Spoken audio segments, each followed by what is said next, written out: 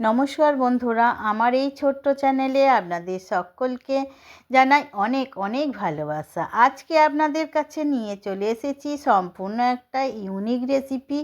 আমিও এই প্রথম বানালাম, এত টেস্টি খেতে হয়েছিল কি বলবো, তাই ইচ্ছে গেল এই রেসিপিটা আপনাদের কাছে শেয়ার করতে। বন্ধুরা, ভিডিওটা স্কিপ না করে পুরোটা দেখুন আর ঝটপট বানিয়ে ফেলুন এই নতুন রেসিপি। সকালের ব্রেকফাস্টেই বলুন বা সন্ধ্যের টিফিনেই বলুন বা বাচ্চাদের টিফিন বক্সে, সব সময়ের জন্য একেবারে মজাদার একটা রেসিপি। প্রথমে সুজি জল দিয়ে মিক্সিতে গ্রেড করে নেব, তারপর একটু রেস্টে রেখে দিতে হবে। আর এই ব্রেকফাস্টটা বানানোর জন্য একটা পুর বানাবো।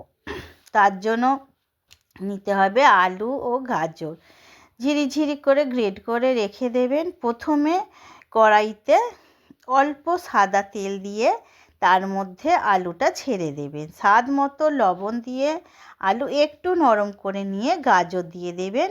গাজর ও আলু বেশ নরম হয়ে গেলে দিয়ে দিতে হবে কাঁচা লঙ্কা কুচি আর গ্রেট করে রাখা আদা ও ধনেপাতা কুচি। সব কিছু ভালো করে নাড়াচাড়া করে নরম করে নিতে হবে। বেশি ভাজার দরকার নেই, শুধু নরম মতো হয়ে গেলেই হবে।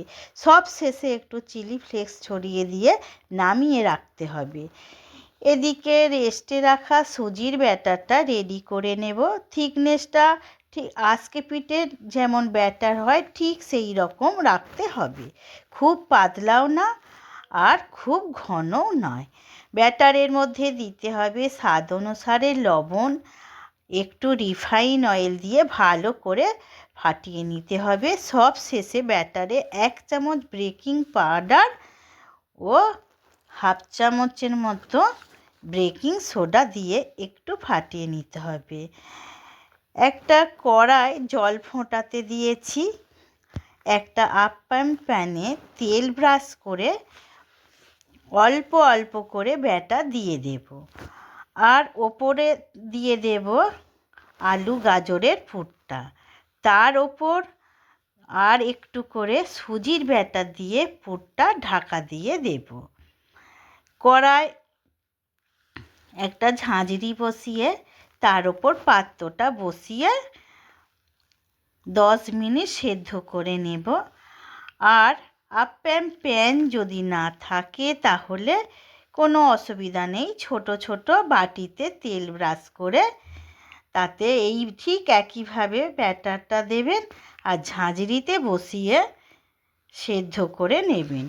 দেখুন বন্ধুরা, কত সুন্দর দেখতে হয়েছে এই ব্রেকফাস্ট রেসিপিটা। সস দিয়ে পরিবেশন করুন, দেখবেন দারুণ টেস্ট হয়। আর বাচ্চাদের তো খুবই পছন্দের একটা রেসিপি হয়ে যাবে।